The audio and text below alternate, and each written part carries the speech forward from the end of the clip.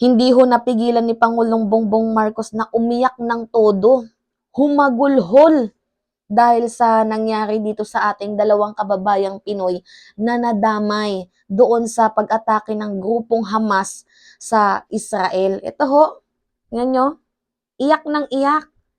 Sobrang pagdadalamhati, sobrang bigat ng kanyang nararamdaman na parang maibsan ng kanyang sakit na nararamdaman sa pamamagitan ng iyak, nailabas niya lahat ng kanyang emosyon. Ganyan ho ka-soft-hearted ang ating Pangulo. Di niya napigilan guys oh. Tapos nagpadala siya ng message. Sabi niya, last night, I made two of most difficult phone calls I've had to make as president. The nation is one in the grieving with the families of the Filipino who were killed in the attacks on Israel. Tapos sabi pa niya, we will provide the utmost support to the families they were taken off. This tragedy will not deter our spirit. We will continue to stand for peace. Eh talaga nga naman sinong hindi maiiyak sa kwento ng isang caregiver na kung tama ba ako ng pagkakarinig, 33 years old na mas pinili niyang manatili, isang nurse caregiver na mas pinili niyang manatili dito sa tabi ng kanyang inaalagaang matandang Israelita. Tapos, yun, sabay silang namatay. Kahit meron siyang pagkakataon na tumakas, kaya nga pinangalanan siyang loyal unbelievable humanity, loyalty, death of caregiver, mourned. Ito yung picture ng babaeng caregiver. Maganda guys, maganda. Pati din yung kanyang kalooban maganda. Eh, ang kwento dito, isa siyang nurse, isang caregiver doon sa Israel for almost 6 years. Tapos nung sumalakay itong grupong Hamas, meron siyang pagkakataon na tumakas. Meron siyang pagkakataon na, alam niyo yun, takasan ang pangyayaring hindi kaganda-ganda, mga kahindik-hindik. Meron siyang pagkakataong tumakas. Pero ang ginawa niya, mas nanatili siya sa tabi nitong kanyang inaalagaang matanda. Kaya nga, wala talagang makakatumbas sa pag-aalaga ng isang Pinoy. Kahit sa ibang bansa, guys, Saudi, Japan, Canada, mga bansang Pilipinas, I mean mga ibang bansa, ang gusto nilang caregiver, kung sakali man, yung bansang Pilipinas, yung mga nag-aalaga, mga domestic helper, yun yung gusto nila eh. Kasi daw, yung Pilipino, merong pagmamahal. Magaling sa diskarte, sa pag-aalaga, hindi pabaya. Kaya nga, pag sinabing Pinoy, yung mag-a-apply, umuokay agad yung yung mga taga-ibang bansa kasi nga ibang mag-alaga ang isang Pilipino, ang isang Pinoy. Tingnan niyo to, yan. For example na lang yan si hindi ko alam yung pangalan niya pero yung OFW Filipino nurse na yan. Kahit sa pinakahindik-hindik na kanyang oras, hindi niya iniwan yung kanyang alaga. Kaya nga napaka-loyal sa kanyang inaalagaan. Anyway, sabi dito a candle is lit near a crew fix and a picture of caregiver Angeline Aguirre. Si Angeline Aguirre pala to. At her family's residence in Barangay Balagan, Binmali, Pangasinan, kahapon, yesterday. Aguirre is one of the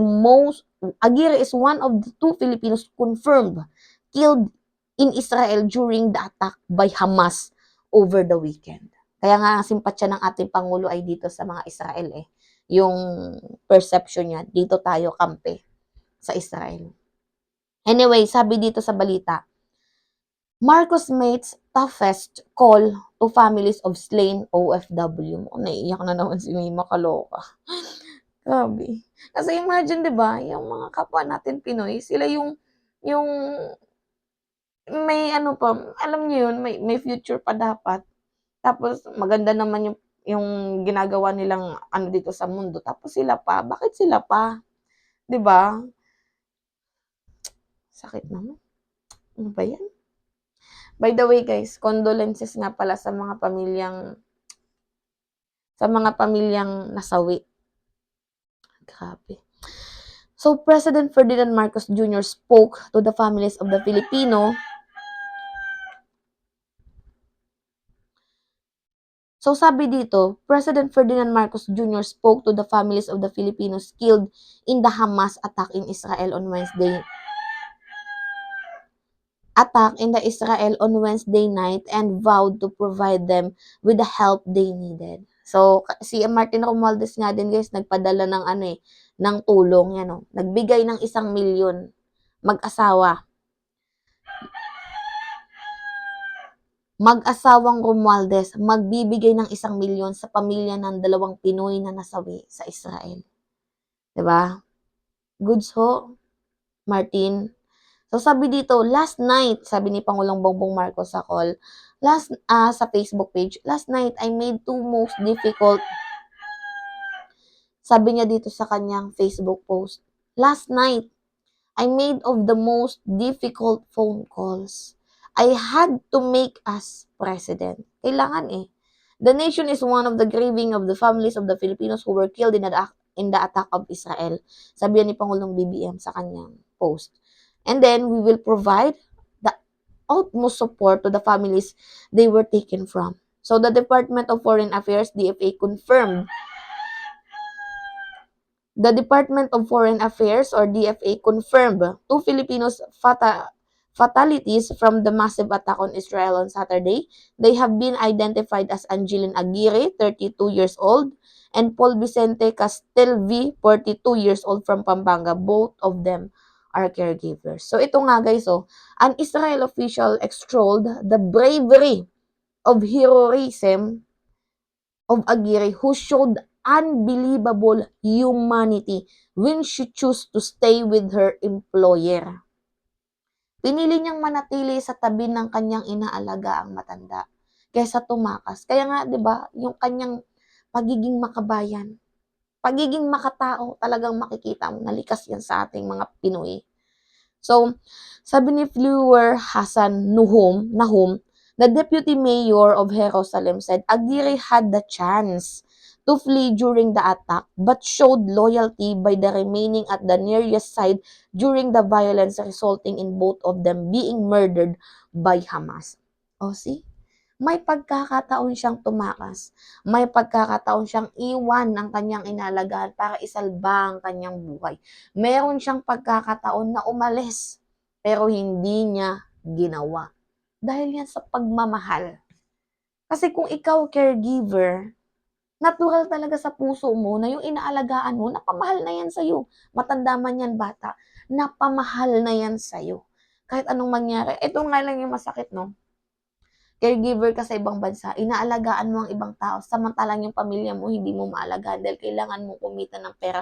At isa sa pinaka-difficult things na narinig ko sa mga OFW, yung gusto na nilang umalis sa kanilang pinagtatrabahuan, pero napipilitan silang magsabi ng hindi, dahil hindi naman sa because of the sweldo revenue na natatanggap nila, kundi sa samahan na nabuo nila sa taong inaalagaan nila.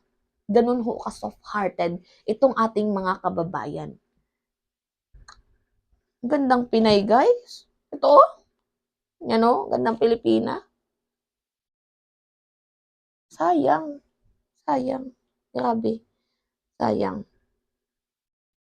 Kaya, iba dapat yung ma-receive nitong kahit patay pa man yan, gawa ng award.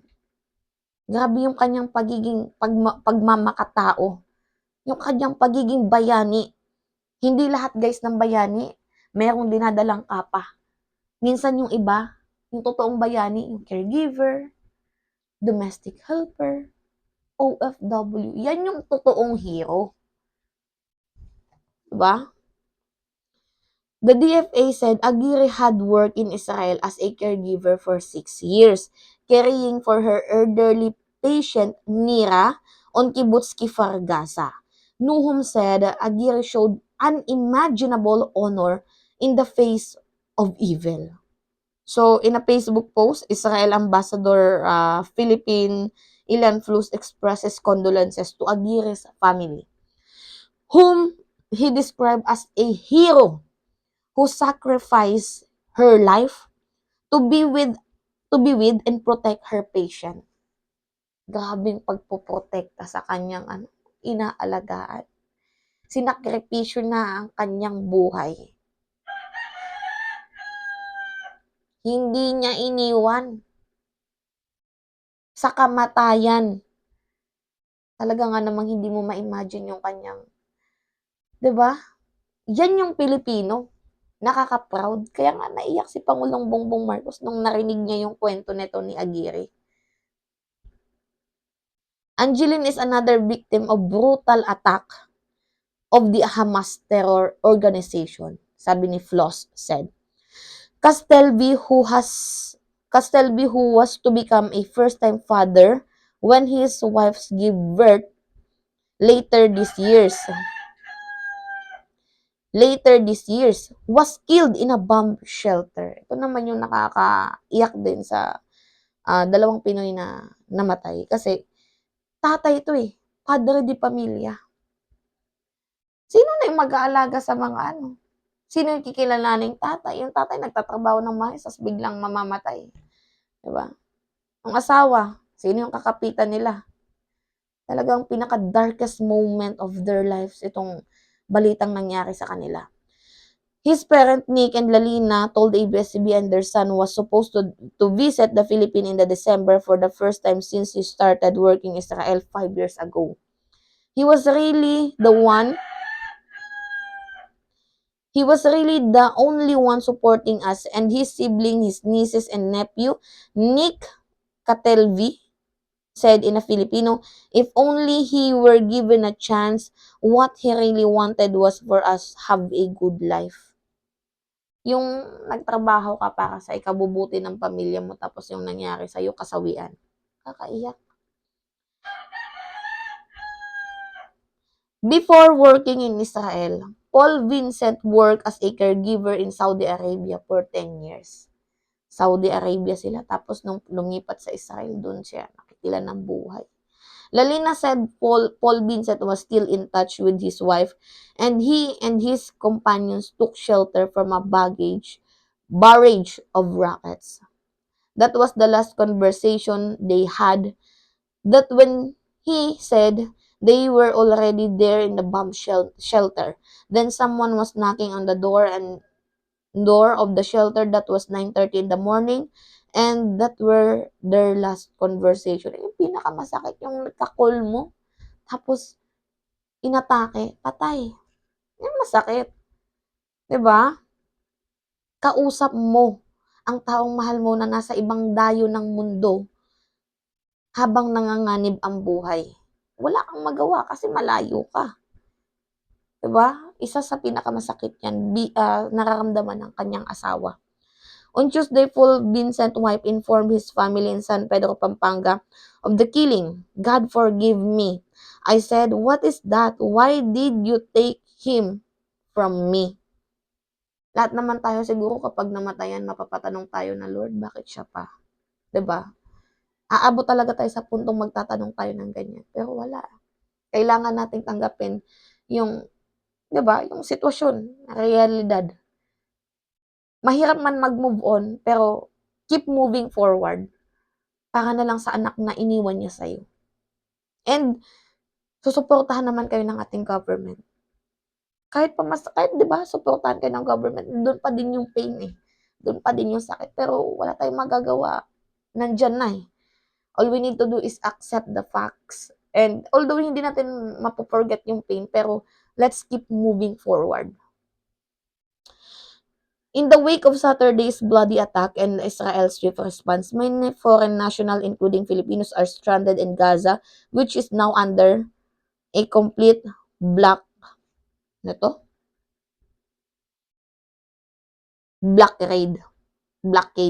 Israel on Thursday said it was too early to talk about opening a humanitarian corridor for foreign nationals wanting to leave Gaza. Esti Buzgan, in charge affairs of the Israel Embassy in Manila, said the Israeli government is not talking about that yet while the war with Hamas. But there are other options to leave Gaza trip via Egypt. That's currently under possibility, sabi ni Buzgan in a press conference. It needs to be coordinated with them, of course. Ito yung lalaki. Yan. Gwapo din. May tsura. Nakikita ko sa mukha yung kanyang pagiging mapagmahal sa pamilya. Kita niyo yan? Yung ama na nagpakaama sa kanyang mga anak. In the border of Gaza with Israel is sealed off while its border with Egypt in Rafah was bombed by Israel's forces. That is preventing the Philippine government from repatriating the 70 Filipinos in Gaza who wanted to leave. Bugzan said there are no plans to remove blockades as this would open the country to more terrorists. Bugzan, yan ang hirap, di sila makaalis. Bugzan also said the Israeli government still has no idea the hostage were taken by Hamas to Gaza are. She was also unable to confirm a report that a Filipino was abducted after his wife supposedly saw him in one of the videos circulating in social media. Kakaiyak yung kwento nila. Kaya yung ating Pangulo humagulhol sa sakit na nararamdaman. Ganyan ho ka-soft-hearted si Pangulong Bongbong Marcos. Grabe. Anyway guys, yun lamang ho at it's me again, si Mima Alicia at nagbabalik ulit para sa ating panibagong video.